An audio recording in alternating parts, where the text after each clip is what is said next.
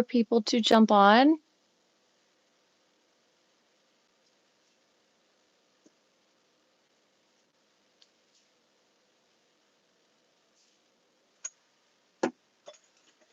While we're waiting, I'm going to show my face for a little bit, and then I'm going to go into filling jars of sand. So entertaining. But I love it because I love sand. I will probably repeat myself several times tonight.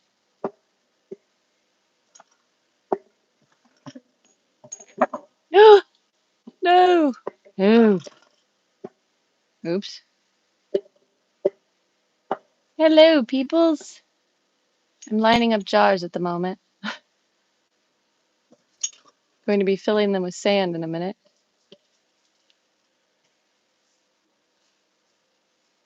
AAA Rockhound, how are you? Hopefully you can hear me.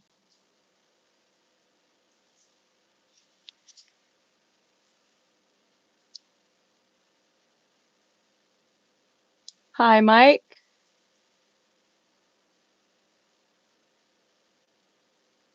It's going just chill. That's good. Hello, guys. Just sound check, you can hear me right. I'm using headphones so that the noise of the air conditioning in my room doesn't overpower the video.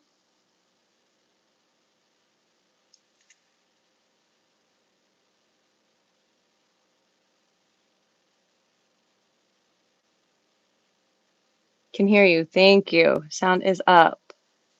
The Rock Master asked a question. Did you ask? Thank you. Yes, tapping the screen does help. I'll show I'll show you all my face for a little bit while I look at your questions. But then I'm going to turn the screen around and I'm going to be filling jars of sand while I look at your questions. Elley, you're amazing. Oh, thank you. Very entertaining question.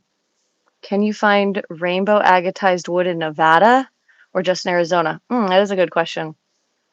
So Nevada has a huge variety of petrified wood, just like Arizona, just like Montana.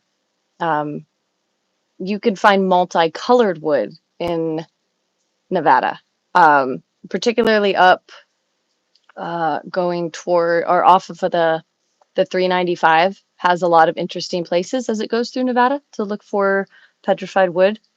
And where else? Well, I guess the short answer would be you can find multicolored. You can't really find rainbow petrified wood. The mineralization for the volcanics really wasn't there. So you usually just find 1 to 2 colors, sometimes 3. However, the best thing about the petrified wood in Nevada, some of it, is it has precious opal.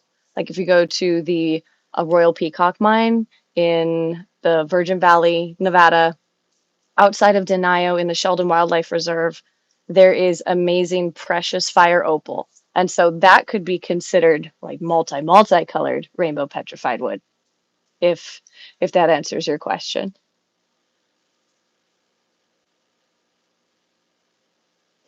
Oh, you're amazing. Yeah. Let's see.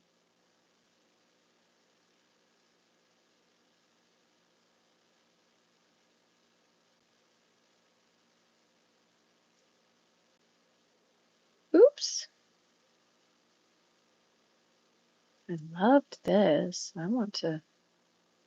Oh, I'm trying to do something that I don't know what I'm doing right now. I'm trying to scroll backwards, but it's making me pin a comment. I don't want to do that. Catherine in Indiana. Iron geodes, small fossils. Nothing fun. That's not true. I want to find agates, but I don't really find much near Indiana Dunes. I wish we had petrified wood or opals. I would have to say that unless there's a lot of volcanics, which Indiana isn't necessarily known for its big volcanic hills, it's going to be a little bit difficult to find agate unless it was rolled into that area. Dennis, what's up? Hi. Thank you guys so much for being here. I so appreciate it. How many meteors have you found? Me personally, I have found one. It was about like that big. Uh, Otherwise, the other ones that I've found, I thought were just ended up being magnetite, but they were pretty cool.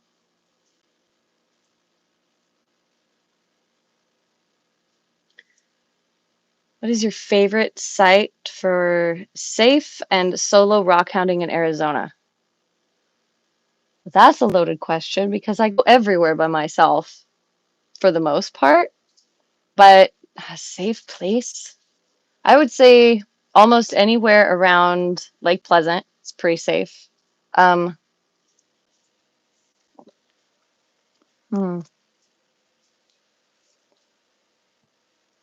I would say if you know claim owners out in Oatman, that area is pretty cool. Um, I would just steer clear of places that uh, have active claims. I have been, or I guess people have held a shotgun to me at several different locations here in Arizona, telling me to leave, and I had no idea that I was actually on their claim. No clue whatsoever. I wasn't even looking for anything. I was just hiking, and they flipped out. Later on, I heard that they own like several huge areas, and then they kind of border uh, look at all of the borders. So, like quite often they have like game cameras, so they look at anybody. And I wasn't rock hounding, wasn't hiking, and I politely said, "I am so sorry," and I'm leaving. So I guess there's always locations like that, and you just kind of have to be very careful. I would say anywhere that's out in the open, don't go in trees by yourself. Like the trees, the bobcats, mountain lions, bear, they're all real up here too. I love finding rocks, but I have no idea what to do with them or what even they are. What's a good place to start learning? Well, geologists are a good place to start learning. But honestly, if you get like a geology book, just an identification book, pretty much any of them are really good. It just depends on how detailed you want the pictures, whether you want an actual raw picture of a rock or something that's been polished or cut. And that would be based on what you like. I do occasionally post the books that I started out using, and then I also have them on my like the Amazon store because a lot of people ask, "What do you use?" So I send people over there because I've got a lot of them on there. But if you're in a specific state, get the book that's for your state because it's going to give you all of the rocks that are there, and then it can kind of start to give you a reference, and that can help you understand what you have, what to do with your rocks. You could be like me and have semi hoarder properties to you and put them everywhere because my whole house has rocks. Dan is like, really? We need more? Um, or my whole yard does too. I don't think that I have an area around me that doesn't just have rocks all over the place. It's quite ridiculous. I've never seen you do a live. How exciting. Oh, thanks, Dennis. I do lives occasionally, but like today I just kind of needed a break. I was working on some claim details for a personal claim of mine, which I'm documenting this just because I've helped a lot of people do their own as far as like walking a claim before, marking places out, getting all the GPS points and helping them that way. But I've only done a couple of the like full detailed process start to finish for myself. And so this one, since it's out of state, it's been quite complicated.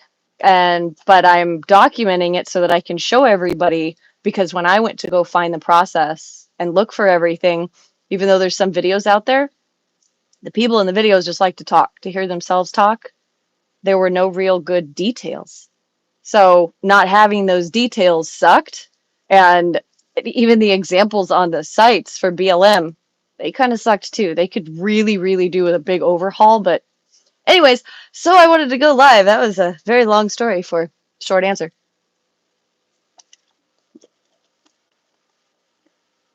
No more underground at the Red Cloud.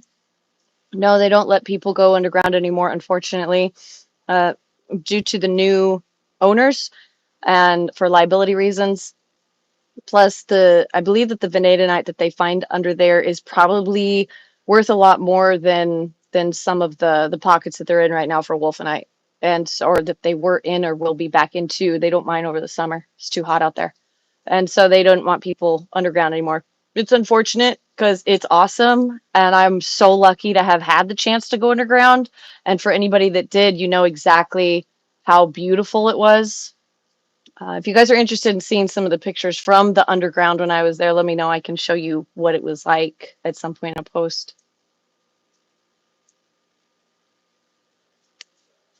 Are, oop, can you guys still hear me? Hopefully, I just hit something on my headphones. They're new, so I don't really know what the buttons mean.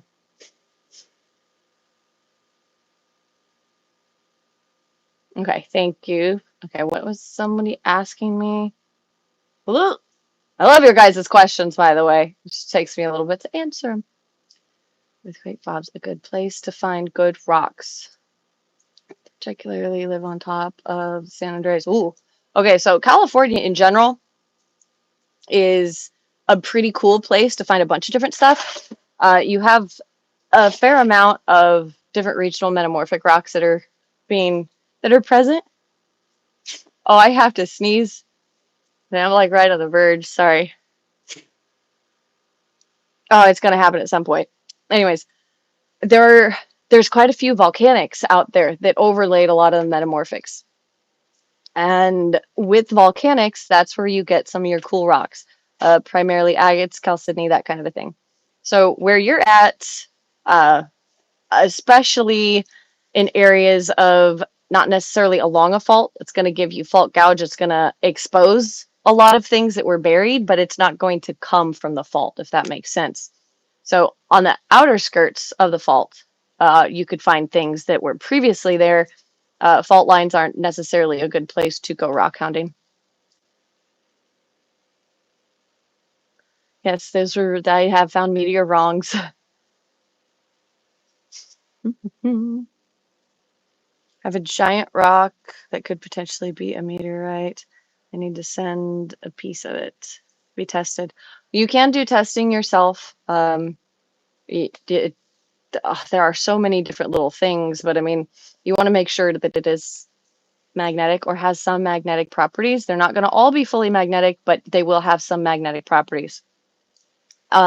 Besides that, you're going to want to cut it open and polish a piece. A lot of them are going to have some really either spectacular shapes to them. They're going to polish up. They are also going to be a different color inside because they oxidize on the outside very, very quickly.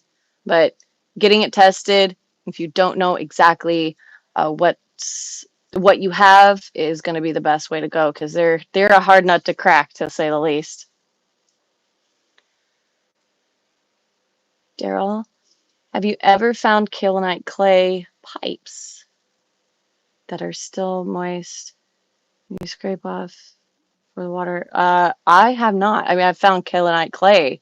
I've never found the pipes. I've seen people find some really cool things that have had to do with it, but I haven't, unfortunately.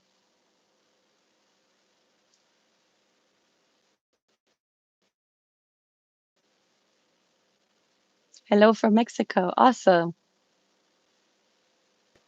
Research is key. Yes, it is. God, put them in your shower. That's a great place. Ah, thank you so much. I usually stick to Payson. Yeah, Payson's a good spot. I would have to say, as many times as I've been to Payson, no offense to anybody in Payson, it was cool the first two times.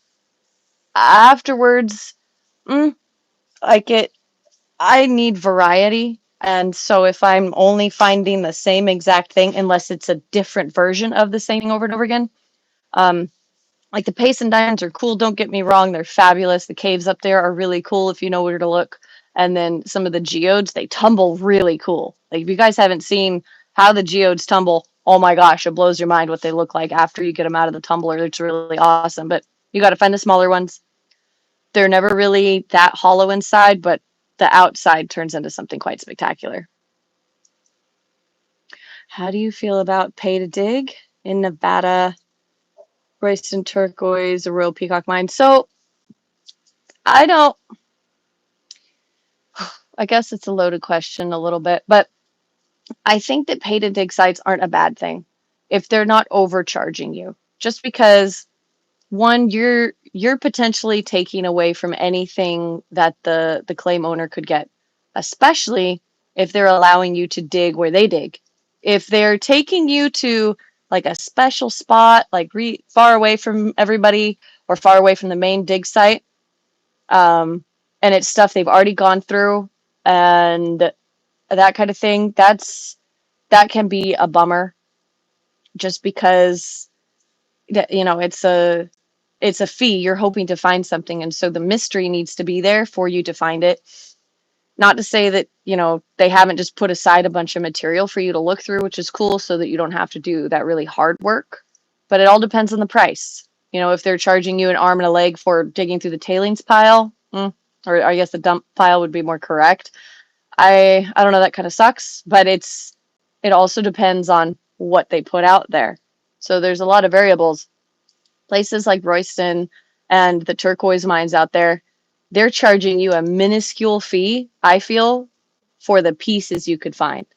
Because you could pick up a $200 to $1,000 piece of turquoise, depending on what you find in a bucket of stuff, and or even more than that, but just a piece of turquoise, if it depending on the quality and how it can be cut.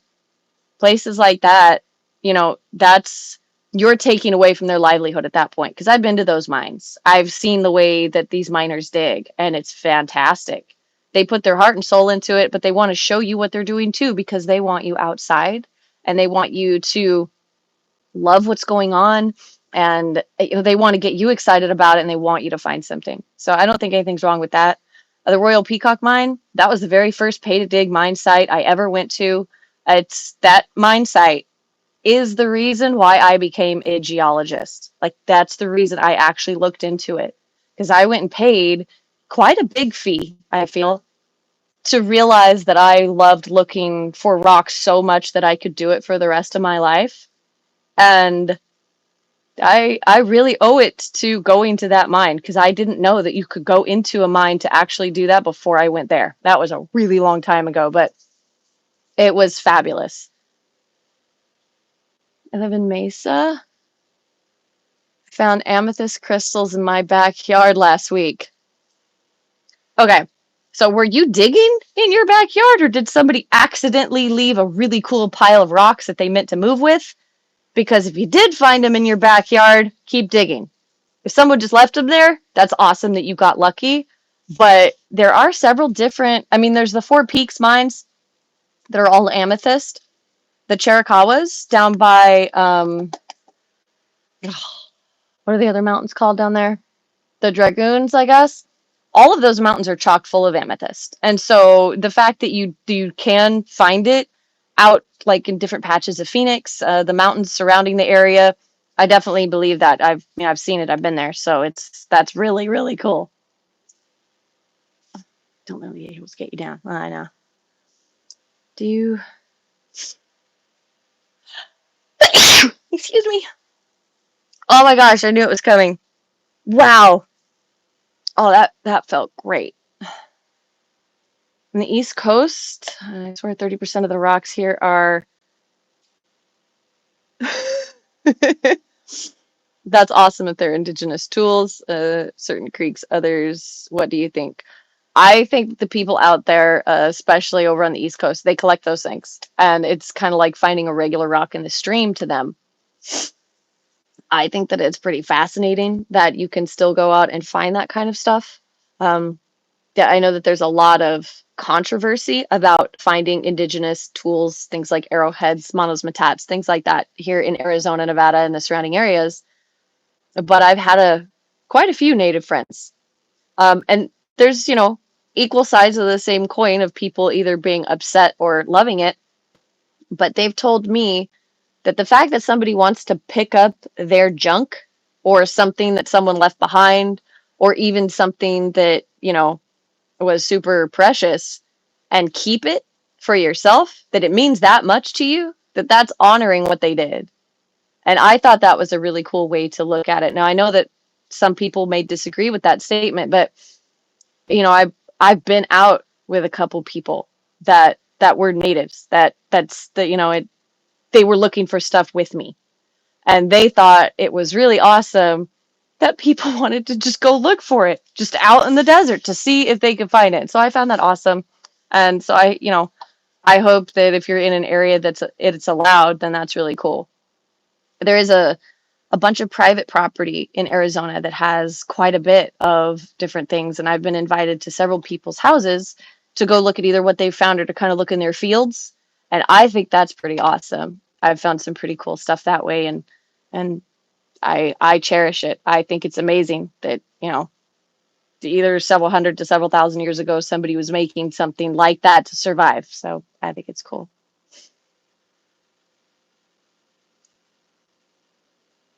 Mm. Join club rock trips. Yes, you can join. Yes, you can join a club to go on rock trips. Do you go out at night with your black light? Yes, I do. Um, Last time I went was actually, I think my nighttime trip was last year, during the, excuse me, during the winter. And I try to go out to places that I already know that are kind of close to my house, actually, here in Havasu. And I find some stuff. There's a lot of caliche on the rocks out here, so that glows like bright orange. That's kind of boring. But I'm looking for any agate or opalized rock, and so those are cool when they flash that bright green, then you know that you found something. Do you collect worked stones? Prehistoric? Yeah, like I was saying, I have collected those. I really enjoy them. But again, it needs to be on somebody's like private property that I've done it. And but unless you're in different areas that are wide open to that kind of a thing, it's just kind of at your discretion and how you feel about it. I think I'm not going to leave something to be trampled by cattle or get buried by dirt and then never see the light of day. And I think it's a part of history that's really cool. I found obsidian around Las Cruces. It makes me wonder how far away a volcano from obsidian could be. Did you find, if you're still on, Jeff, did you find that obsidian like in situ? In other words, connected to something in the rocks or big chunks of it? Or was it broken apart like someone had brought it into the area? I know if I find obsidian uh, in a lot of different places where I'm at, and it's usually been broken, I never find it in situ. I don't find it in big clumps. I know that it was brought in. So you just kind of have to look at it. If for some reason it was in situ or you're finding little pieces of it, it could have been in a layer that was buried at one point in time and is now weathering out so that you can find it, which is pretty cool. Thank you, rock thief.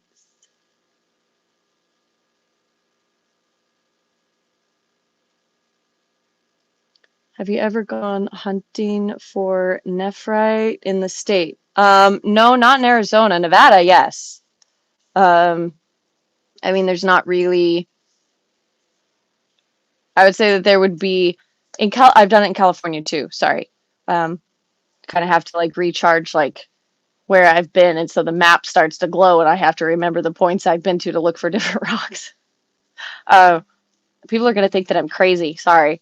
Um, but yeah, it's just usually, honestly, I've done it on the beaches, washes, old creek beds, things like that. That's where I'm gonna go to find that. Hey, CD Designs. How are you? Or Seed Designs and Minerals. She's really cool, guys. She is a young rockhound entrepreneur, and she is doing really cool things. And I love seeing her. She's great. I'm going back to the Raid Cloud ASAP. Yes, you should. It is really cool. I loved the Red Cloud. I thought it was absolutely amazing. What would you consider? Would you consider publishing a book of good places to rockhound? Haha, it's funny that y'all say that. So I'm actually, among my other 5 billion projects that I work on, I've actually been working on one, a personal novel about kind of my life and how I've gotten here, and then two, a book on how I feel about rocks, great places to go. And with that comes a very big mystery that you will have to find in the book. Um, Hopefully, it will draw a lot of attention just to get people outside looking for stuff, which I'm keeping my fingers crossed for, but that's still a little ways out. These things take time for me just because if I'm not just, I would say, replying for emails, auditioning for things, filming a YouTube video, or editing, ugh, I absolutely hate editing. I spend hours and hours and hours and hours every week. I wake up in the morning, I answer emails, look at what I have to edit, and then I'm on the computer all day. So much so that this has been lunch today. And it's like I'm almost a quarter of the way through with it. I haven't really eaten just because I get so busy to do stuff. Kind of forget. Oops. I'll eat a veg. I take that back. I had 2 deviled egg halves earlier today. But anyway, so there's that. So lots of things are coming out. If you guys haven't checked out my new website, please check it out. I put a lot of work into that. I'm actually moving most of the stuff that I'm selling over from Etsy to my website. I've only got like 3-4 things up for sale on there right now, but a bunch of other stuff is there. I love the new like platform and everything that I did, and geez, that took me like a month to figure that out. But oh well, it's done. But it's really pretty. It's a lot more different than the last one, so I hope that you guys enjoy that. Oh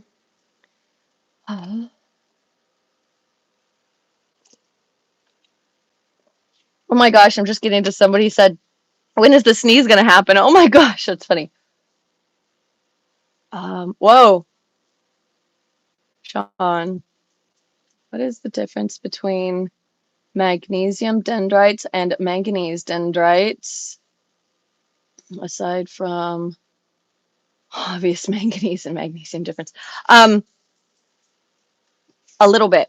So magnesium dendrites are going to be black, black, black. Now that sounds weird, but they are going to be absolutely jet black. You're going to actually get manganese and magnesium mixed if you have manganese dendrites. And why exactly? I don't know. I honestly don't know. But from the science, that's usually how they come up together.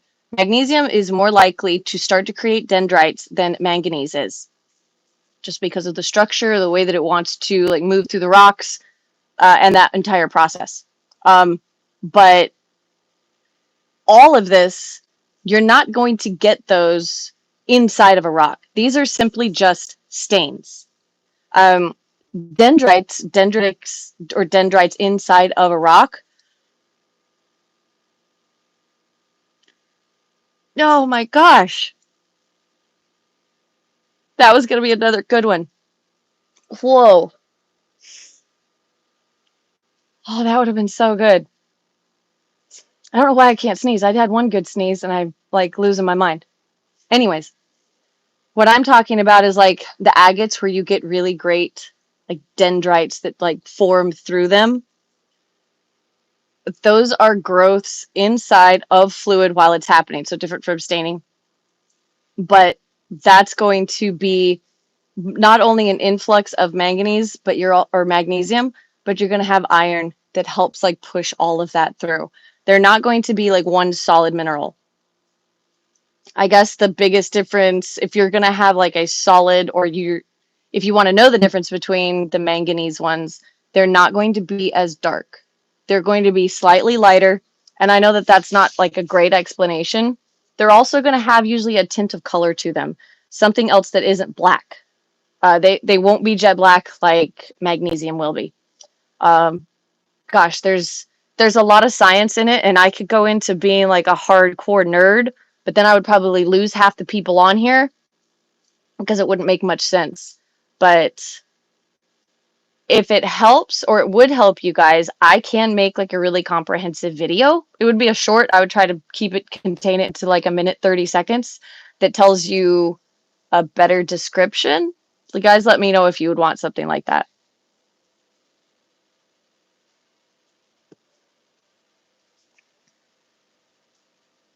Whom in Washington do you know are dinosaur fossils?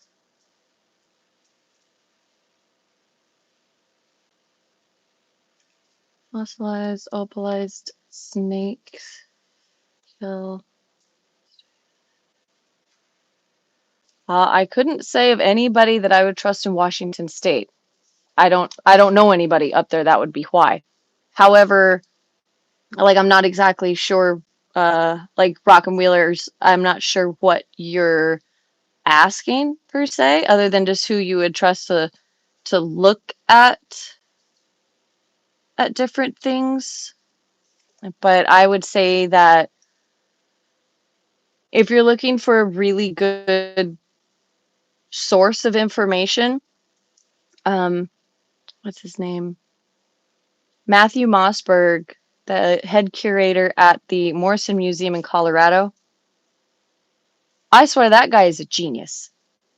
He is amazing at the fossil work that he does, from either just identification, knowing what to do with it, where it comes from, even if it is a fossil. I mean, I've even sent him pictures of stuff going, hey, I found this in this location. What do you think it is? And he can tell me where it came from, what it is, and around what age it is also. So kind of like what I do with the rock thing, he does with fossils, which was absolutely awesome. Like, it blows my mind. But he's a pretty awesome person, and you can find him on Instagram. For bedrock. Greetings from Alaska. Woohoo! We like your channel. And I like Dan. That's cute.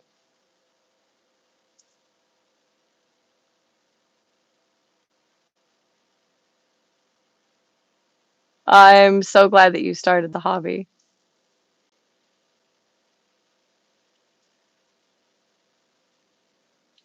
San Francisco here. Hello.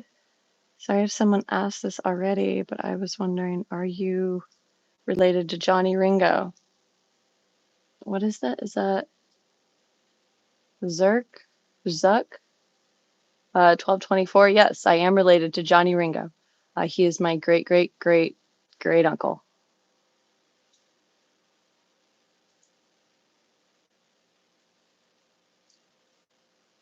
Advice for fossil finding in Southeast US. Oh, what kind, for starters? There's, uh, depending on where you're at, um, and I and I guess how east and how south you are. If you're completely over on like the east south side, lots of shark teeth, lots of it just interesting ammonites, lots of different like brachiopods, seashells, crinoids, that kind of thing, which are pretty cool. And where else? Man, I guess, key point, anytime that you are seeing a bunch of limestone, start looking for fossils. It's not always the case, but usually if there's limestone, then you're going to usually find fossils. Mm-hmm.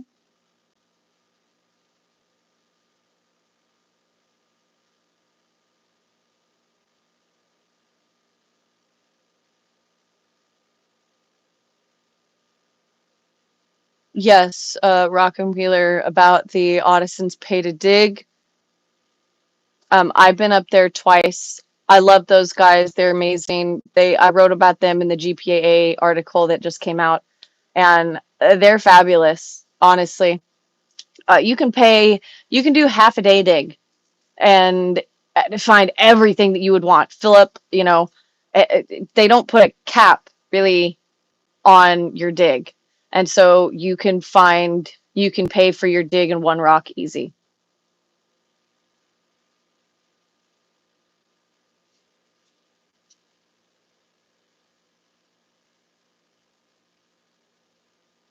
There's a lot of questions, guys. Yes, we would love a deeper explanation about the chemistry of the dendrites. I can do that. I can definitely do that. The dragon egg nest was another one, private property, solar size of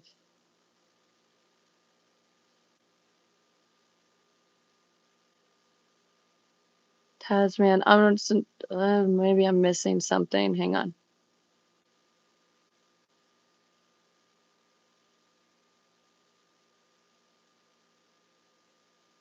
Did I ever rockhound in PA? I have not, unfortunately. I haven't been there.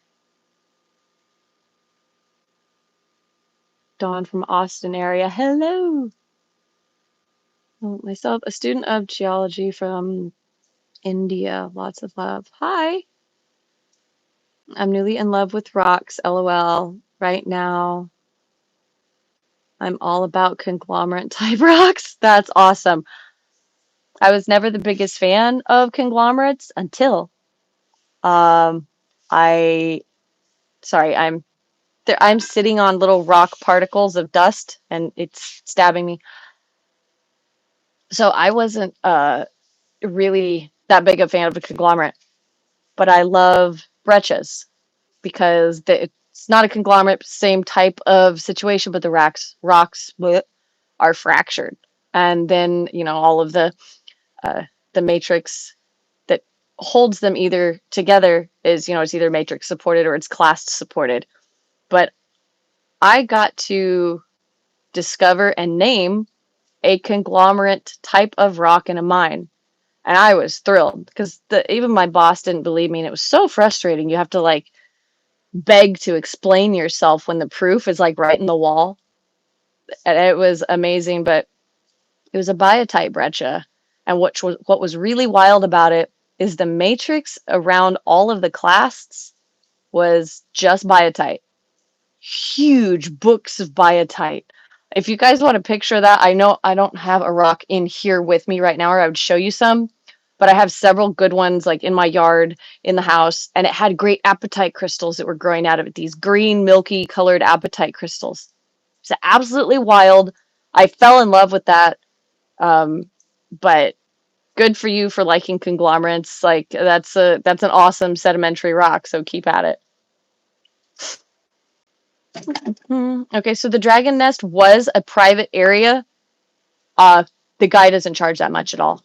Like I think that he was like, what? It was like $75, and you could fill up your bucket or whatever. And I mean, if you're gonna go out and buy a septarian, you're going to pay $20-$30 for a little rock that's about this size, when you can get like giant huge ones. You can cut them, you can do whatever you want to with them. I'm in the process right now of trying to shape one. A lot more difficult than I thought it would be. Oh my gosh. A little wild for sure, but I'm learning to say the least. But it was cool. I don't think that pay to dig sites are a bad thing. Again, the person had to go out there, find the place, do the claim, dig it up, and provide the access and provide the availability for people to go out there, and so creating a rockhound place. Again, if they're gouging people on prices, not cool. I'm not cool with that. If they're having people pay for, kind of the availability, it's basically what they are charged to keep the claim open. I mean, that's not a horrible thing. I found the prettiest terminated crystal everywhere. It's so amazing. That's awesome. Taylor, thank you for sharing. PA has neat rocks. Well, I will have to check it out. There is another dragon egg nest where they charge 500 to 800 a person. What? Uh-uh. That's not cool. I don't care. No, no, that's not okay.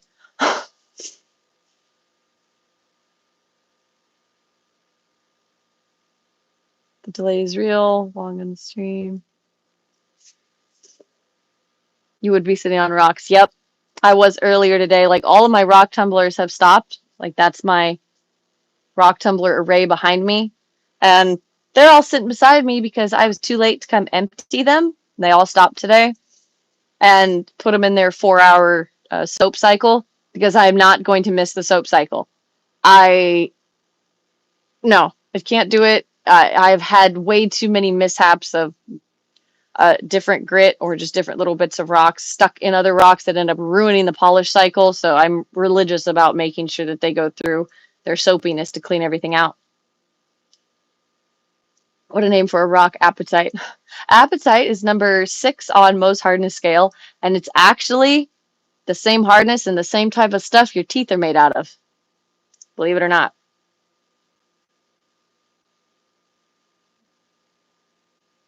Totally solo camped on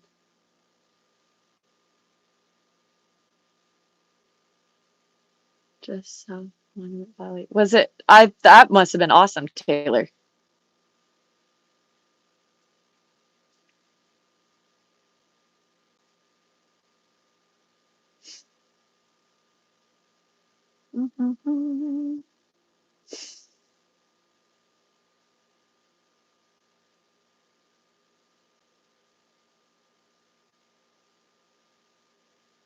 I asked in the Dragon Egg episode, do we have to call the mother dragon now? That's cute.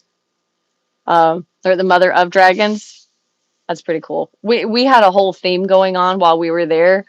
It was hilarious, and um, it was absolutely crazy. Um, the I think we were laughing more than we were actually doing anything. Like there was a lot of footage that I couldn't use just because everybody was sitting there cracking up. So it was pretty funny though.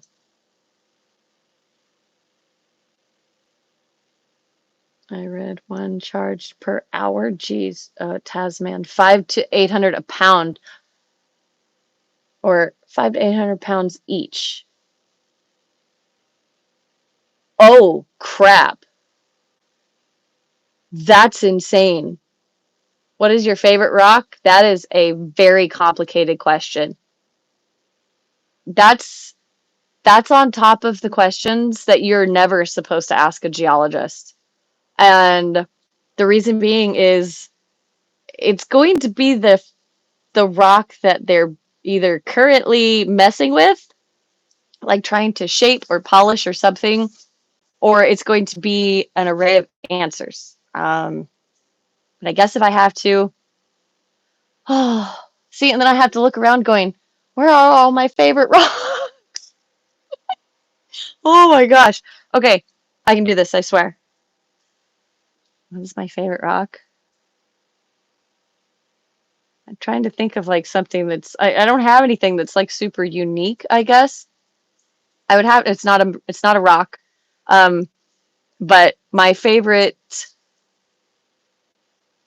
fossil is petrified wood because petrified wood is a fossil, which also consists is a mineral as well.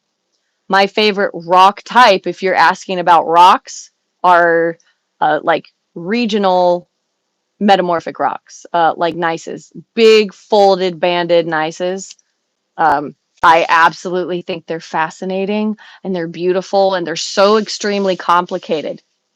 Like the geology that goes into them are awesome. Like high heat, high pressure, mountain forming event um, sort of rocks. But then I love a really good like turquoise nugget, like the perfect like multicolored. They're just amazing. But I think deep down inside, agates hold probably the most special place of being my favorite of rocks or minerals, just because of how I would look for them on the beach with my dad as a kid. I loved them. They are another huge reason why I got into geology. Those were the first things I started to collect. I still have my full agate collection of the ones I collected as a kid, rock hoarder. And they're in different jars. They're even color categorized to go through the different colors of agates that you would find on a beach. And these are all beach agates, so they were already like pre-tumbled, pretty, that kind of thing. So since I was 7 years old, those were the rocks I was collecting, and so they hold a special place for me. Sorry, that was a really long answer. That is so complicated of a question to ask. You have no idea.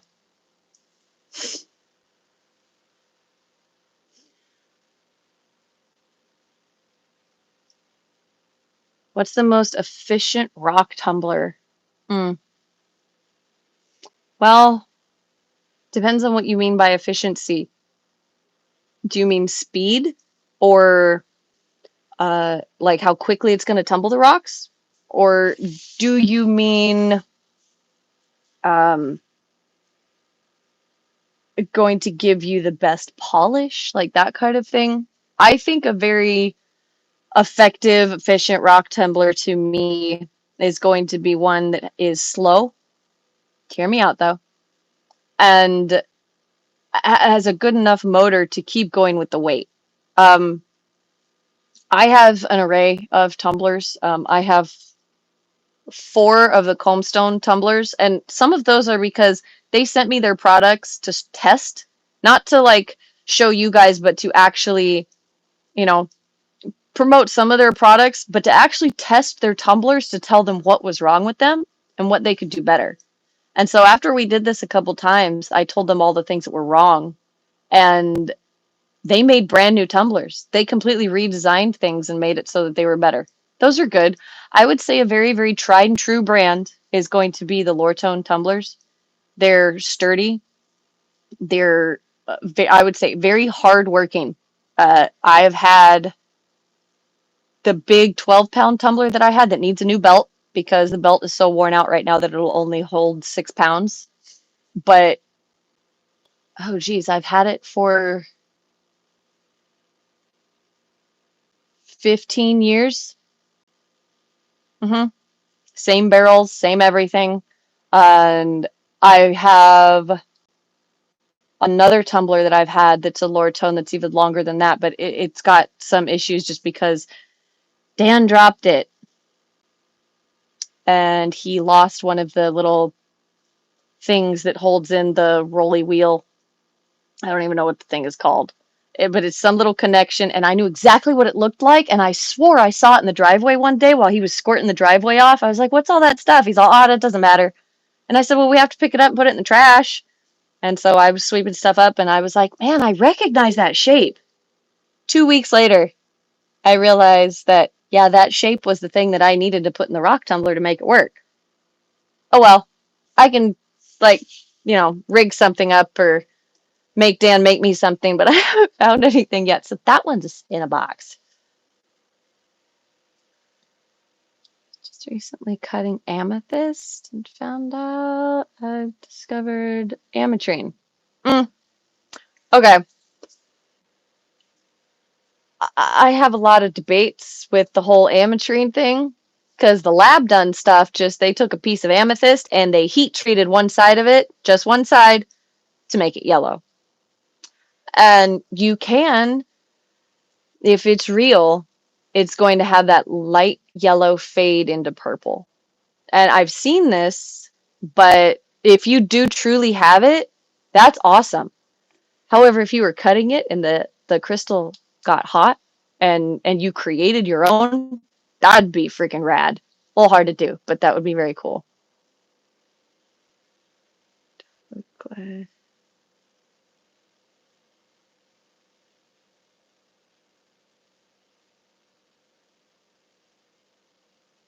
Hmm. Horseshoe Bend. Was that the Grand Canyon? No, Horseshoe Bend is part of Glen Canyon, a reservoir. It is just, what is it? It's just down I would say, the river from the dam at Lake Powell. And so, like, there's the Lake Powell Dam, and then the water comes down. But it's in the Glen Canyon area. The Grand Canyon, as the crow flies, is like just over the hill. If you can almost see it, that's how close it is. Way overpriced. Yeah, very. I have 20 to 30 pounds of Arizona wood so far this summer. That's awesome. Uh, we are going to try to go somewhere with the club to go look for petrified wood this year. Excited about doing that. Um, don't know when we're doing it. Man, my hair is a wreck. Um, Hopefully, hopefully sometime in October, I'd imagine. I like all the gray outfits. That was not intentional, man. Good gosh. I didn't even realize it until, like, I looked at myself and then, like, I looked on the ground. I was like, oh, crap. I like trying to name my favorite kids. It's like trying to name my favorite kids. Yeah. Gold favorite rock? You mean, is gold my favorite rock? No. But gold is a metal and I guess technically a mineral. Most extreme UV reactive mineral slash rock. Ooh. Um, honestly, I would have to say like calcite or opal. They're going to give you some amazing colors, but also I would willemite is very cool because not only does it react to UV light, both long and short wave, it's also phosphorescent, meaning that if you shine the light on it long enough, it charges and it stays glowing after you remove the light. Some selenite can do that too. Actually, it can be phosphorescent. So if you shine that UV, you take it away, it still continues to glow because it absorbs so much of the UV rays. It stores them inside the mineral, and then it just kind of lets them off slowly after the light's removed, which is awesome. Go ahead and say diamond. No, I don't like diamonds. I love corundum. It's beautiful. It's very difficult to see stones. Yep. Oh my gosh, I'm so far behind on, like, I have to bounce around for questions. To find maybe green petrified wood. Oh, you can find green petrified wood here in Arizona.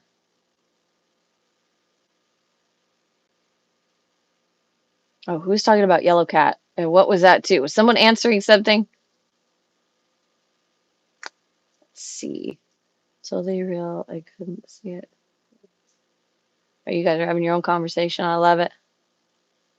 How long does it take on average to tumble rocks like smooth river rocks? So river rocks, you only really need, I'd say you got to start them out in stage 2 because you really have to get rid of big grooves. If you don't get rid of big grooves when you're tumbling rocks, they are never going to turn out well. You're going to have really, really horrible etches. It's going to have big crazing and you're not going to get the right polish. Start them out in stage 2. I'd leave them in there for probably a good 4 to 5 days. Stage 2 is extremely important. And then the rest of your stages, stage 4 or stage 3, your pre-polish stage, you're going to want to leave it in there for 6 days. And then your polish stage, you need to check like every 3 days in the polish phase, unless you absolutely know that it is a like fortified, very strong silica based rock, like the bullseye chalcedony that I just finished tumbling. Check it every 3 days. Just open the tumbler, try not to make too big of a mess, take out a rock, rinse it off, dry it off, and see if you're getting the polish yet. Because there's such a thing as over tumbling in the polish stage. You can start to craze, rocks can start to chip. A lot of stuff can happen for some reason right when you're at that end stage. So just keep checking. But on average, it's going to take you about 3 weeks to polish river stones. It usually takes me a month from start to finish to polish a batch of rocks. What is the best UV light for enthusiasts on Amazon? My husband just jumped on band with rockhounding, trying to keep his attention. I have a awesome one I use. I think it's called Luminarium or something like that. It's like $36. It's fabulous because the battery lasts a really long time and it shoots a really, really far distance, but the light doesn't overheat, which is very important. A lot of UV lights can overheat very quickly if you're using them for a long time. And so that's something you kind of have to gauge or test. And so uh, I have that one also over on like my Amazon store area, but it's an awesome light. I love using it. Like I put everything up there that I used because it's pretty cool to just share it with people.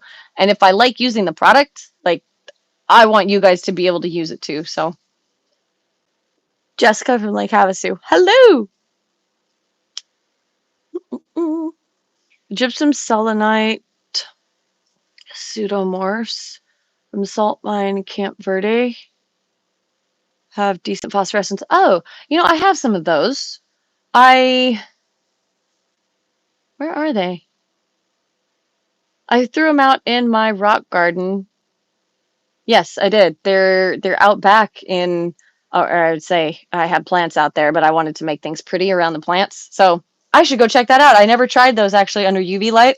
The gold selenite that I found early last year or early this year. Oh my gosh, I'm losing my mind. It phosphoresces like no other. I couldn't even believe it. UV party, yes.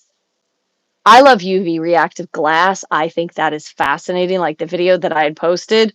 Whoa, that is so pretty. It is so cool that like the sunlight turned it purple over time. That's because when they were making the glass, not only was that it had a content of uranium, which was in the quartz, but it also had manganese in it. And the manganese is what turns the glass purple in the sunlight. So as the sun heats up the glass over time, the UV rays from the sun turn it purple. And I think that is awesome. A few years ago, we found something 78 pound. Wait, let me see. I have to move just right in order to see the comments because it's different lighting. Theme. It has at least 4 different colors.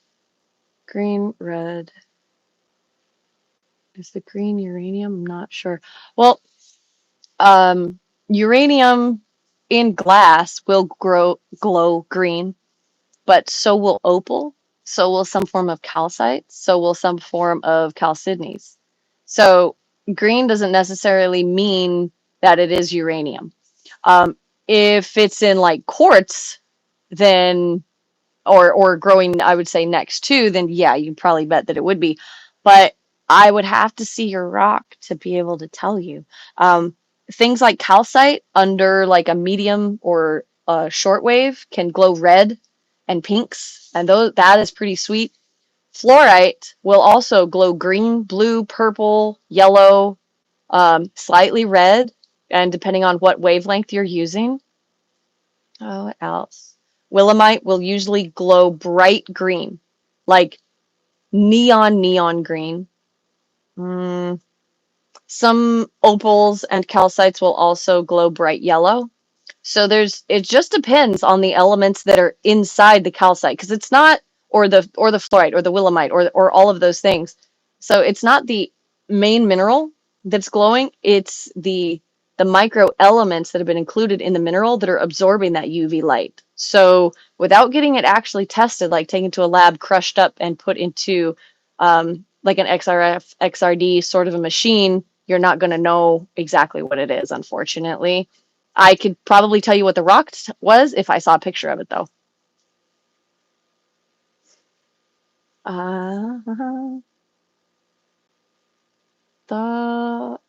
Thoughts on the ocean picture stone of Dan Hurd's. Oh, I love Dan. He's great. I got to say hi to Dan Hurd. We did a little just silly intro. I actually haven't edited the video yet. That's how busy I've been.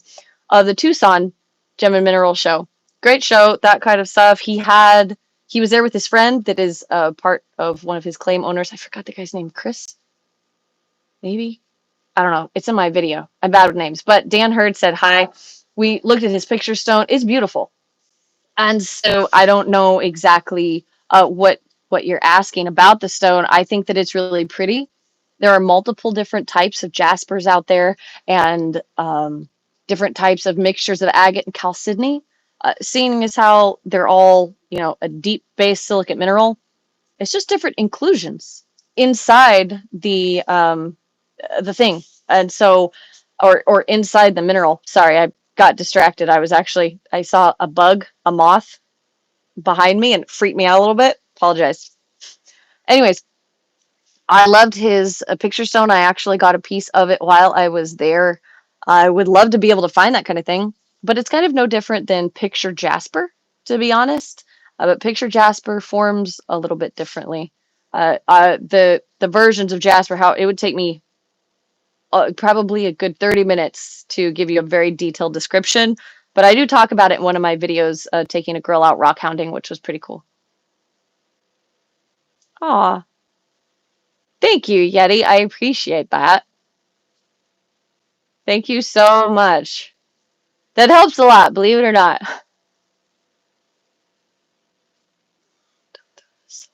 Pseudomorphs outside. The rain will dissolve them. Well, they haven't dissolved them yet, and I'm talking about Arizona. Like, we haven't got monsoon in a while. I think it's rained twice here in the past 8 months, which is sad. I do have a couple of them in the house because, believe it or not, every place that I go and collect a mineral, and this is one of the reasons why Dan probably just can't stand it sometimes, one of the pieces, be it small or really big, ends up in the house. And uh, needless to say, the rock shelf is so full that the entire mantle now has rocks, and then both the end tables in the living room, and then the side tables, and then underneath of those, and then I even have stuff in boxes that go underneath of the couch. It's a problem. But I told Dan that I need some new rock shelves to go put in the corners beside the TV. That didn't go over so well. Plus, I've got two of those like uh, the printer trays. You know, those really cool things that like antique people love to go like shop for. Well, I've got three of them, and I have them hanging on the walls. They're all filled with rocks too.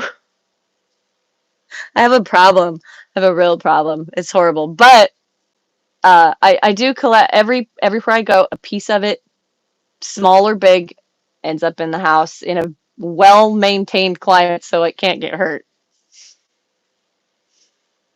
Yeah.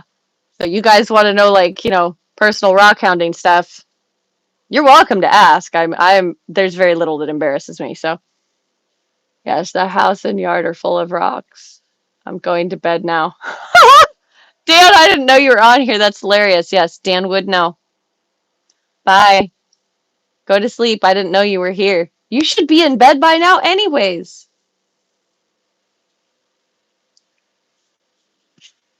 Hi from Mitch. Just put an addition on the house. That's why I have the rock room. Okay? And believe it or not, I felt so bad for some of the rocks that were outside. I had to bring them in here. And I keep telling Dan, you can't leave rocks outside. He said, well, that's where they come from. And I said, it doesn't matter because once they're exposed to like oxygen and sunlight and water, they deteriorate. Those are the three worst things that can happen to a rock. I know that they were formed outside. Don't get me started. But when you keep them in a climate controlled area, they last longer. They stay pretty because some rocks will fade with sunlight. Some of them will, just deteriorate from heat. There's a lot of problems. So, see, we've got people that agree. Dan is giving rocks away. Don't he? Oh, man. That would start World War III. I swear. He'd be a dead man if she has a rock problem. Anyone want? I will hurt you, Dan. I swear. That would be cruel. Paul Hooray, Dan. No, no, no. Rocks are special. Any true rock hound knows that rocks are awesome, and they need extra love because they just do. Yeah, I didn't even get to pouring my sand in jars. I don't actually think that I could. That would be doing like three things at once. So I don't think that I could. They were found underground. Yes, well, they were found void of like heat, sunlight, oxygen, all of the things that destroy them. And there are some minerals that are very photosensitive. And like the turquoise from Utah, the topaz from Utah, it is very photosensitive. I want to say photosynthesis so bad, but we're not talking about a plant. But they're photosensitive, meaning that they're a beautiful champagne color, but then once they get in the sunlight, they turn absolutely clear. But they have to be exposed to the sunlight for quite a while in order to get that bleached out area. Oh, thank you so much, Yeti. I so appreciate it. Also found. Mm, out by Moab. I take it you can only tell me. I'm trying.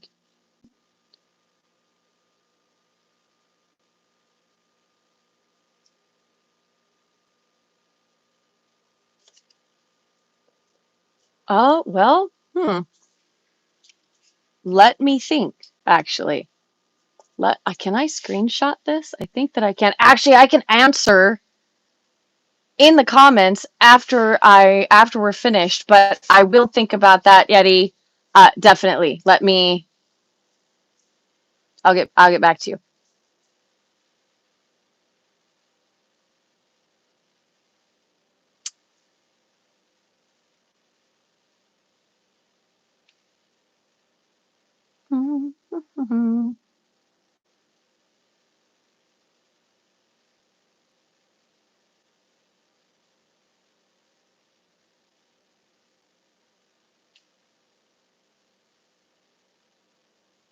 Honestly, after thinking about that, I think the best place to take it to would be a university that does specialize in geology programs.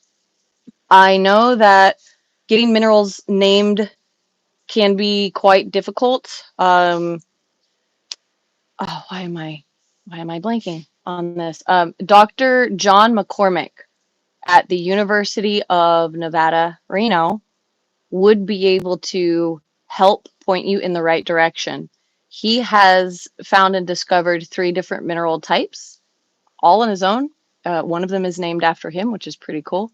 But trying to change the name of a mineral or trying to name a mineral, you need the right protocol. I've never gotten to do that before. I've done it with a rock type, but that was at a closed mine that I worked at. So that was a more of a technical corporate process than it was uh, I would say, worldwide sort of process. But I would get a hold of him. John McCormick, University, Nevada, Reno.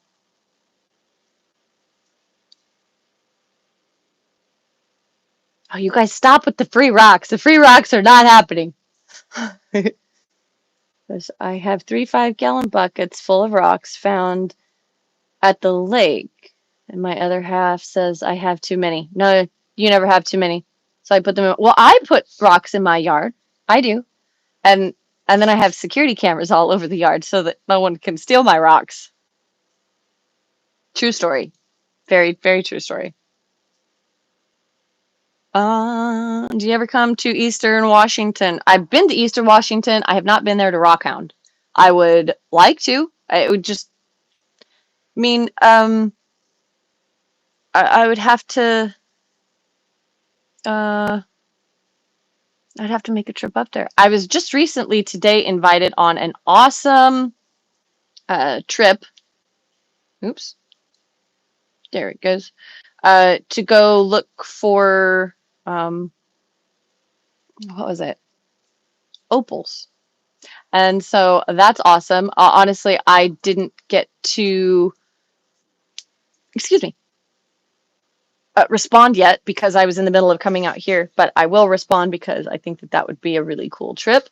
It would just be a very long drive. But also in September, I will be taking an awesome trip to the Pleiades mine to go look for fluorite. I'm excited about that. Kitty Rex. If you can come to Moab, Utah, I can take you out to the Rockhounding. I know where this stuff is. That would be cool. I mean, I've been to Moab only once, and that was I created the videos you guys saw of the arches and that kind of thing. I really love national parks. I think they're amazing. I think they're really important. And so I try to make videos as best I can there. It's just a really looking around at a lot of stuff. But I will definitely keep that in mind. I did take a screenshot. I will be keeping in touch for sure. Do you ever come across meteorites? I think that's what that says. Yes, the I have found one on my own. But the rest of them that I found have just been magnetite. So that sucked. Favorite spot in Utah for rockhounding? Ooh. Okay, so I loved looking for the coral, but I also love the Dugway geobeds, and I really, really, really love the topaz mining. I loved looking for the calcite onyx, which was beautiful. There is trilobites out there. There is Yellowcat, Utah has awesome like agate and different pieces of wood. It has a little bit of coprolites out there. There are amazing places in Utah. I would say that Utah is one of my favorite rock hounding states outside of Nevada and Arizona. And I would have to rank them like that: Utah, Nevada, and then Arizona. And then, different ones in between for different types of rock hounding. But I feel like I could name places for quite a long time in Utah to look for rocks.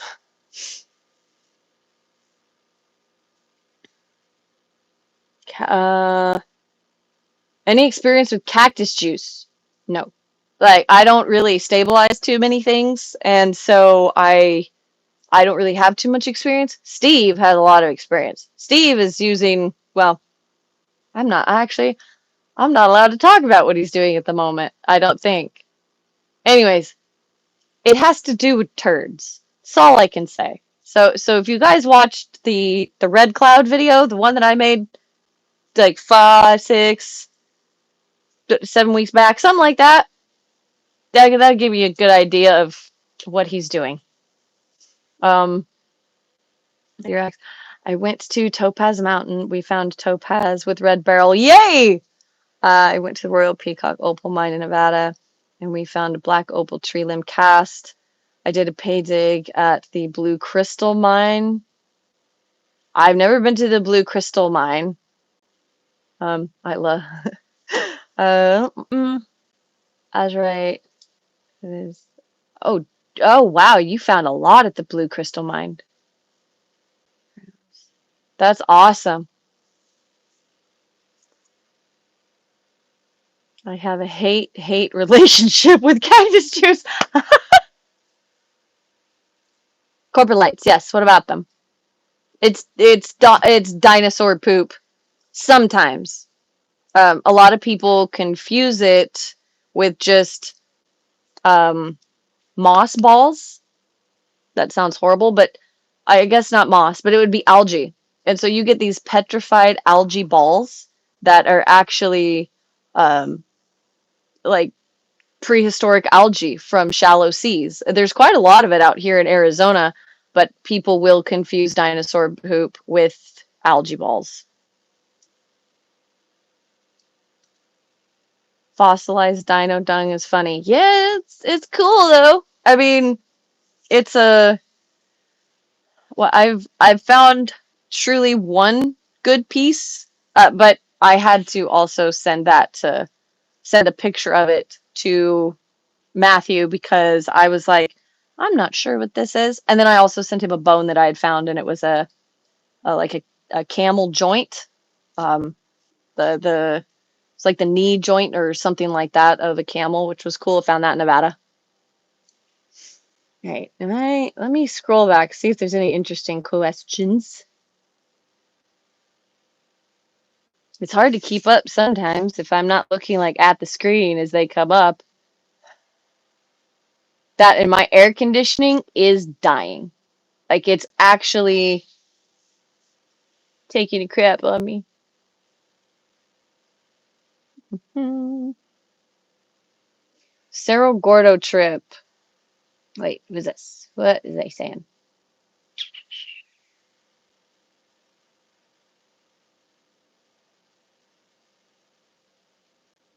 I have some agate that glows an army green under UV light. Super cool. What makes it glow that green? Those the elemental inclusions that are low-key radioactive. They won't hurt you, but you know,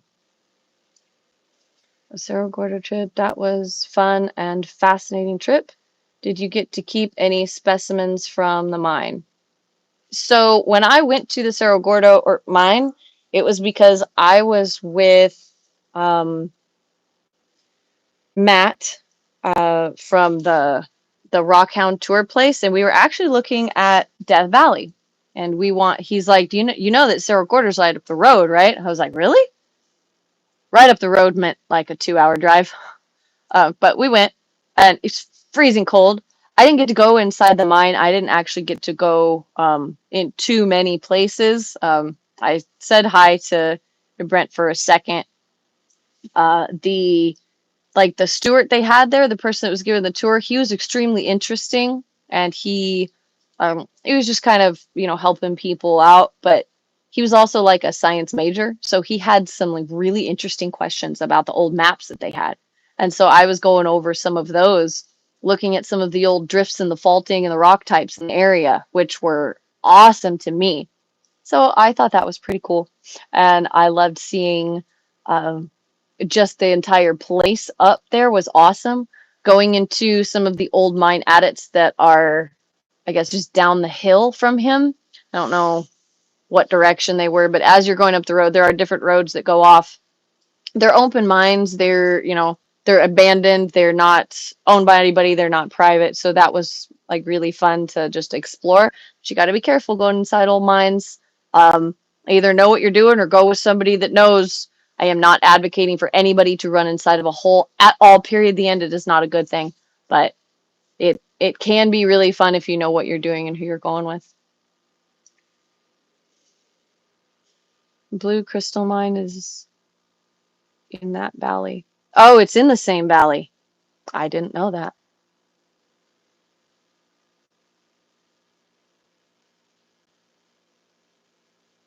Mhm. Hello from Ventura. Thank you for saying hi. Can you tell me why obsidian can be beautiful seafoam color? So obsidian is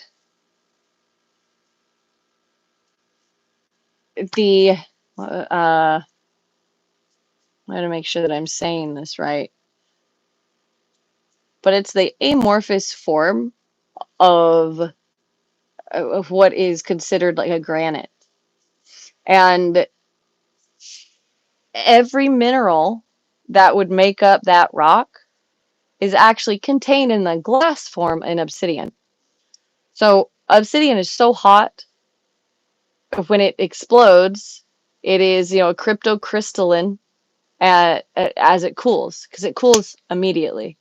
There's no time for any crystals to form whatsoever. Um, the only time you really see things inside obsidian is if you get little pieces of pumice that get stuck in it during a pyroclastic flow of uh, other gases, other types of volcanic debris, sort of thing, or if it's rolling down a hill. So you'll get inclusions like that. The obsidian itself didn't have long enough to form those crystals. It picked them up along the way. So they can be a multitude of colors. And that is basically just based on how fast it cooled. So what you're seeing inside of that is the elemental inclusions that are refracting light in that color. Now, like with the rainbow obsidian, and you see multiple like sheared colors of it, simply a cooling effect. It's all the same exact thing, but it is the rock composition and then how it cooled. So, like granites can have uh, a different multitude of complex magmas that made them up, meaning that when they get to the surface, if you get something that has like a, why am I having such a hard time of remembering the name? Um, Lapidorite in it, or things of that nature, or a giant pegmatite. Those sorts of minerals that make that up can be making up the obsidian. I know that sounds wild, but it is the truth. It's just the glass form of it. If you boil down any rock or point a laser at it, that kind of thing, and let it cool immediately, you created your own obsidian. You created that glass. Are you going to get all those colors every time? No. But there's It's just reactions. I mean, sadly, there are a lot more complicated chemistry that goes with it again. But that would take me pausing and like really either studying or looking back at my notes to give you the like chemical compositions of it.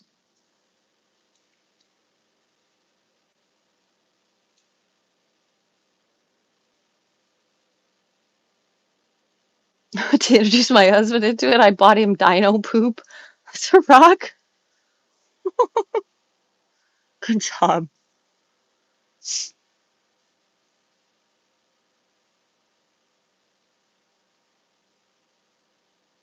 If you could go rock hounding anywhere out of the US, where would you go? And what would you hope to find? Oh my gosh. I would love to go to Madagascar, I think. Um, they have like everything.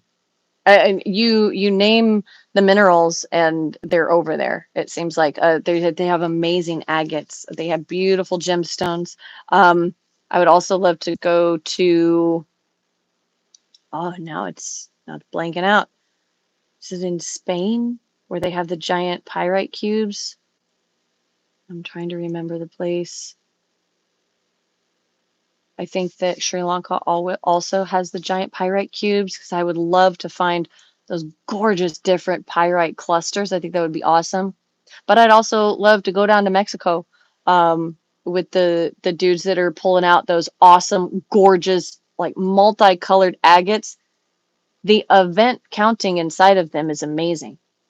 Like every single one of the rings, once you cut that open, you can see exactly how the fluid interacted with the rock in order to cool the way that it did, what was going on, how much oxygen it had, the elements that were being pulled in because of the colors. I think that those are fascinating to look at.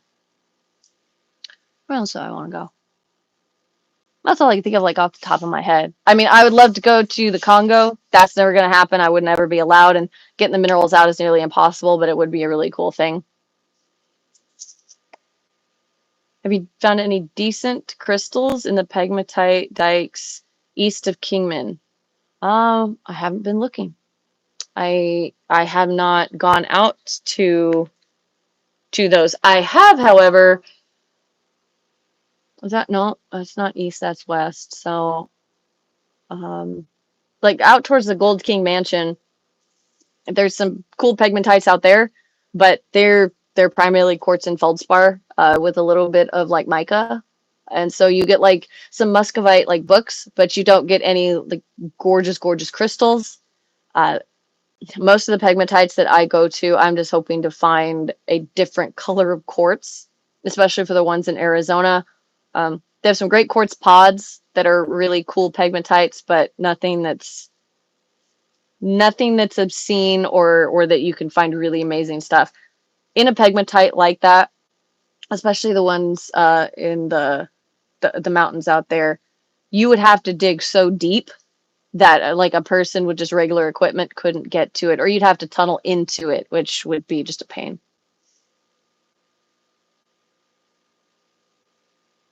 We went to a mine we have been in many times. We brought okay, Dan, you need to go to bed.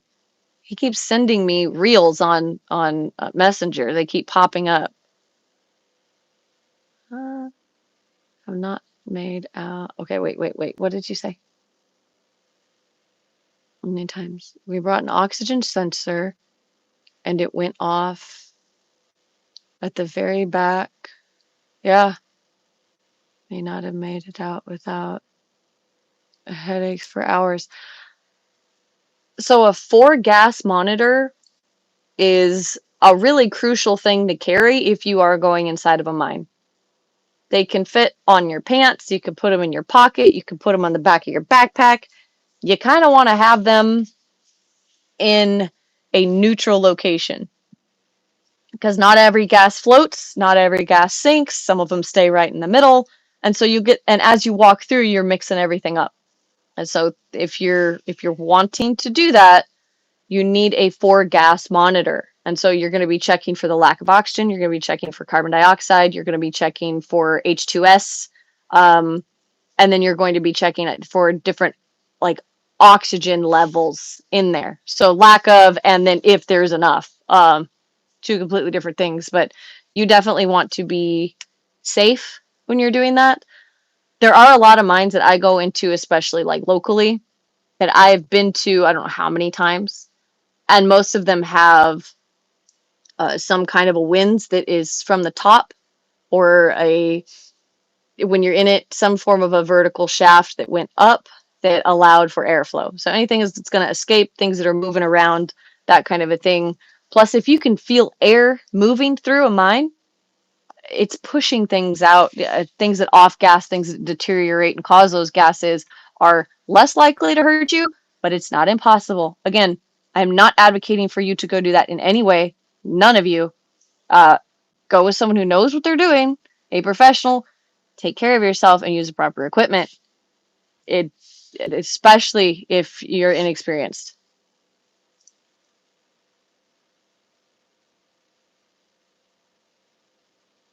Do you recognize the new tourmaline that's been discovered? I'll have to look that one up. What is the proper way to store raw opal? I have some raw and I keep it in a jar of water. Okay, so if you're wanting to transition the opal, if you pulled it out of a mine, if it was like encased in clay, that kind of thing, water is a good place to start to just get it home, keeping it damp, because opals are a mineraloid. They're especially a good precious opal is going to be 30% water. And so within that structure, you're going to want to tame it down with mineral oil. So you can get mineral oil from the drugstore, and you're going to want to fill up the, dry it off kind of from the water. You don't need to do this in a very long process. Make it as quick as you can. And then just transfer it into another jar, fill it up so that the whole thing is covered with mineral oil. After a couple months of it being in mineral oil, you can slowly start to dry it out. And you can do that by leaving like a paper towel around it with mineral oil on it so that it slowly starts to dry on its own, slowly, and then you're fine. And it's usually at that point you can start to cut it and do things with it, but you have to be careful. You can't let them overheat. If you're cutting an opal, you let it overheat, it'll crack, it can decolor. A lot of different things can happen to it, so just be very gentle with them.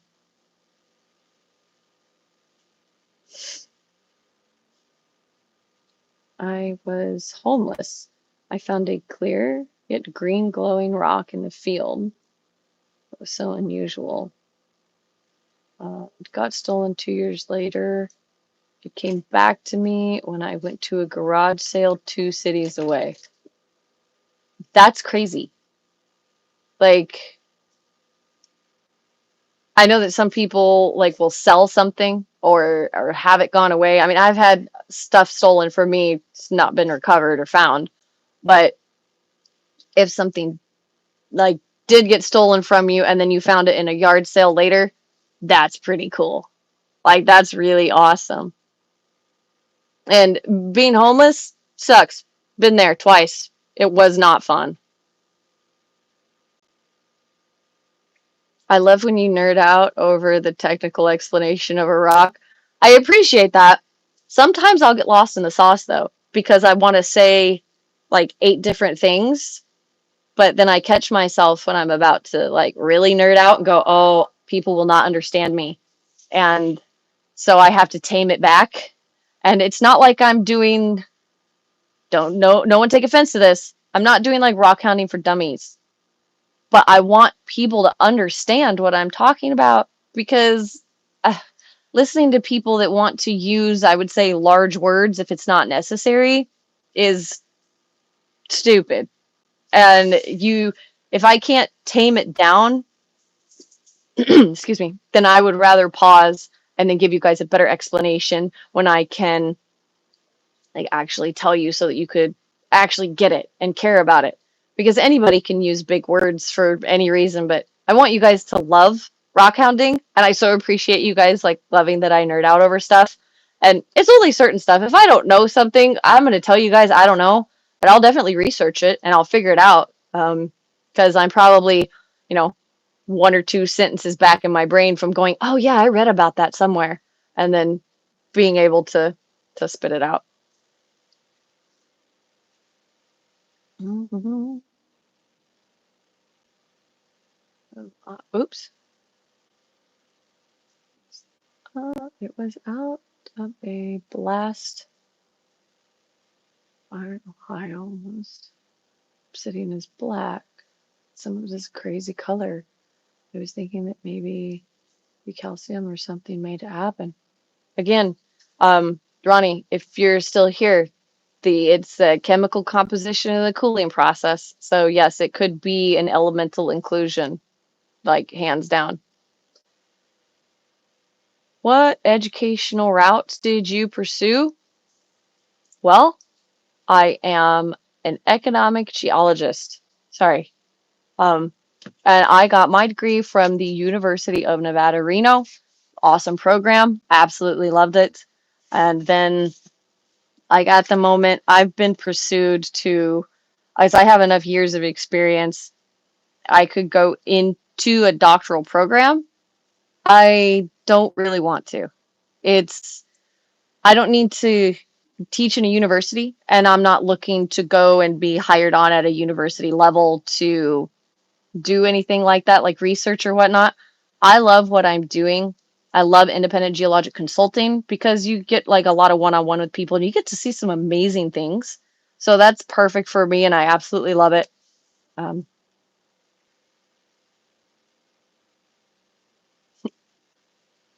Turkey. Yes, that's right. Miranda, hi there. I love your channel. Havasu born. Became 9 years old today, and I found some quartz crystals with the iridescent sheen in some parts. Gonna get it looked at. Okay, so there can be a lot of iridescence inside of quartz crystals. Sometimes that can be the it's like a leftover staining of water, and especially if it's a clear quartz and you see almost like this slight. Some people call it chatoyance or argillescence, and it's where the quartz crystal will have like that rainbow effect on part of it. You can't scrub it off, but it's like in a layer. So the quartz crystal actually formed with multiple layers. So what you're seeing is like possibly a slight oxidation of an element that is inside it, or you're seeing a little bit of water that got trapped, but it wasn't enough to like create a bubble or anything like that. So you can get those beautiful rainbow effects. I just came for a hello. Hello. Definitely picked up 2 rocks. One was asphalt. Oh, you'd be surprised. And the other was a reddish. Made for a good splash. Oh my gosh, that's funny. Yeah, I've had a lot of people send me pictures of asphalt, going, "Hey, what's this rock type?" I was like, "Well, you drive on it. It's kind of man-made." Um, you know, telling them it's asphalt, but they want to argue with me, and they want to tell me that it is not asphalt, and I don't know what to say at that point. It's exhausting. I'm like, you just found a rock that you need to throw away. That's it. Just throw it away. We are dying for more information on the ice caves in Washington. Ice cold air out of what looks like a cave in the hillside. Huh? I don't know about that. I I would have to look it up. Literally, I have no idea. Is there any place in America to find jobs? Or oh, excuse me, to find jade? I did not see that properly at all. Yeah, actually, you can find jade in Oregon and California. It depends. You can also find jade in, or like a jadeite, I would say, in Nevada. There's quite a bit of it out there.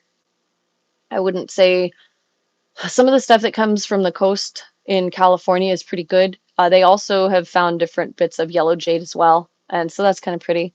Um, I'm sure there are other places. Those are the only like two personal ones that I know about. Jade's not like my favorite thing, I think it's cool.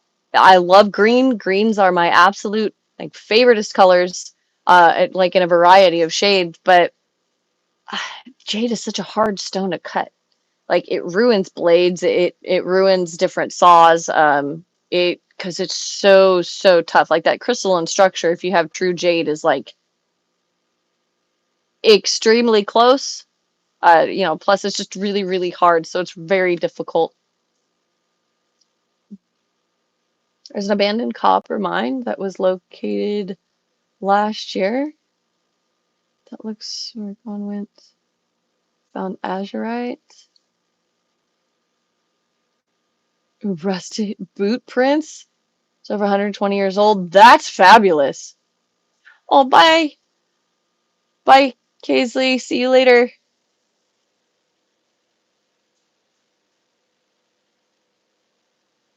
Yeah, I'm probably like really far behind. Elley, you need a better chair for these chat streams. What? The floor isn't good enough? This okay, literally, I was supposed to be pointing the camera to a board to fill up sand. I have a stool. Yeah, I know, not great. I have 40 acres in southeast Arizona by the border. My land has a lot of different minerals. I'm near Bisbee. Oh, I'll bet. Near Bisbee's awesome. And it's sorry, like brain fade for a second. And I went in three different directions. Bisbee's a cool place to look around. There is a ton of different abandoned mines in that area. If anybody's got to look, and this is going to be, I think the last time that they did this was in 2014. They allowed people to go into the Bisbee mine and look for turquoise. In that event, I got to go look for turquoise in Bisbee. It's the only one that I went to. I don't know that they've opened it up since, but all of that area, it's an array of different minerals that you could find. So if you have 40 acres out there, I mean, you could have anything from turquoise to fluorite to like really cool things. So that's awesome.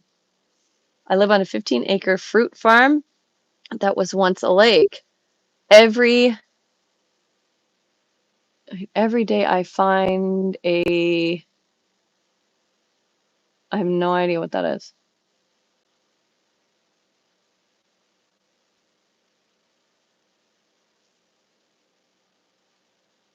I've seen a jade the size of a Jeep. Well, that's very possible. I'm in the Mojave Desert, 10 acres. Mojave Desert.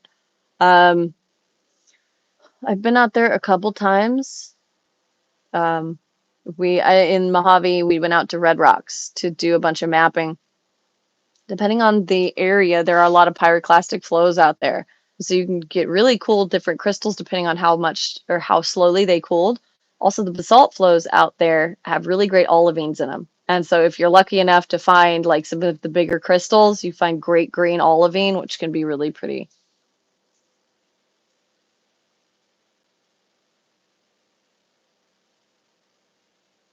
Like every day I'd find a different, it's amazing rock and a lot of deep red ones. There's also a lots of pieces of white quartz. So if you're finding those deep red rocks, I would imagine that you are finding some form of jasper, which is awesome. Jasper can be very cool. But I love finding a bunch of different things. I don't want to try heavy rocks.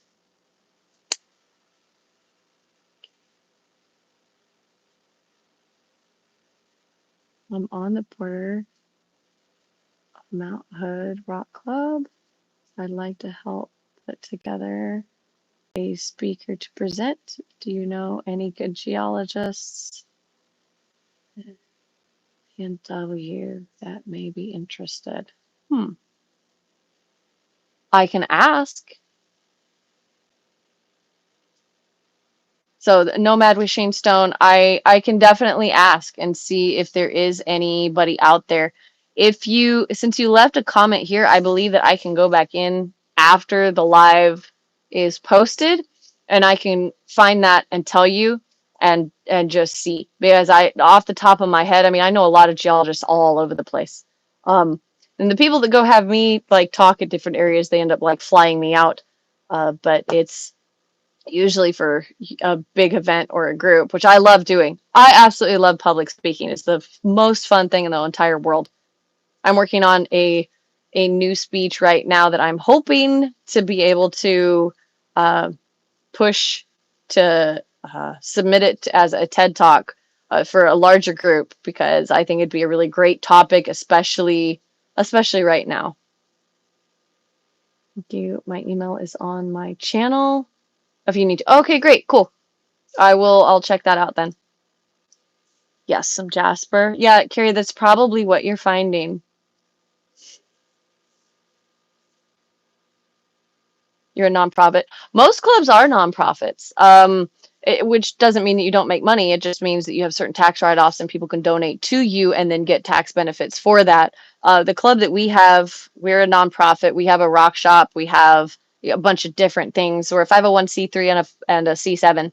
And so I'm the vice president of the club, and watching all of that stuff and the growth and whatnot, it just allows us that when we do bring in money from either club fees, events, and whatnot, we can put it towards scholarships. We can put it towards, great material to, educating the public to, different things like that. So I love being a part of that, and clubs can really do a good thing. I found a brick colored rock, but it's sparkled with white, or it's speckled with white quartz. So it's that rusted red color, and it has little quartz crystals in it. Is it rounded? Is it broken?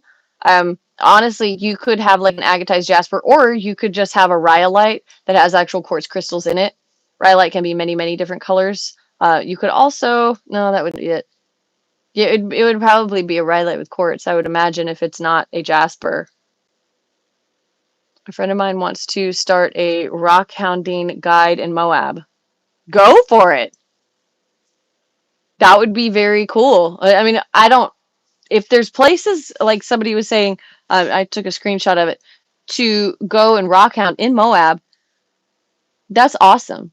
I mean, people need to be able to rockhound all over the place, but I do know that just south of Moab, there's a couple places that are pretty cool to go rockhounding. Do you know of any good clubs in SoCal that would be good for beginners? I don't, actually, unfortunately. But if you look up is it the Western Rockhound Association? I think that's what it's called. I can also put that in the chat. They have a list of all of the rockhound clubs in like the 5 or 6 kind of Western states that includes like California. So that would be interesting. I should actually make a post to show you guys like what those clubs are, because it gives you their names and all that kind of stuff. It's public information, but most people don't like look that stuff up. So actually, it's called the Rocky Mountain Federation of um, of Rockhounding Association, I think. It's a really long name, but it is pretty inclusive as far as the clubs, because everybody can register with certain entities in order to get insurance for your club, and that's what we do.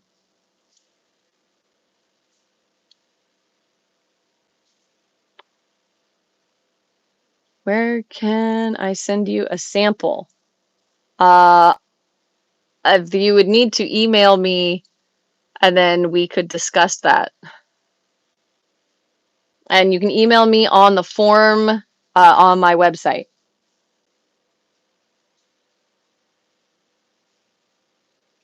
Riverdale Mountain has great rubies. Really? Like actual good corundum, or like I guess the sample, the type that you would put into a rock kit, which that would be cool, like either way. If you could buy land, where would it be?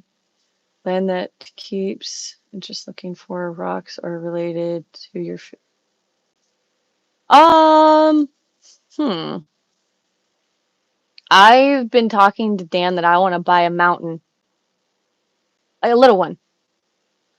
Um And now I could like create my own like cool little mine and pretend to have interesting like features inside. Not that I would want to like really truly be doing underground mining. It's fun, and just to hit a random mineral would be awesome, but just to have my own mountain would be cool.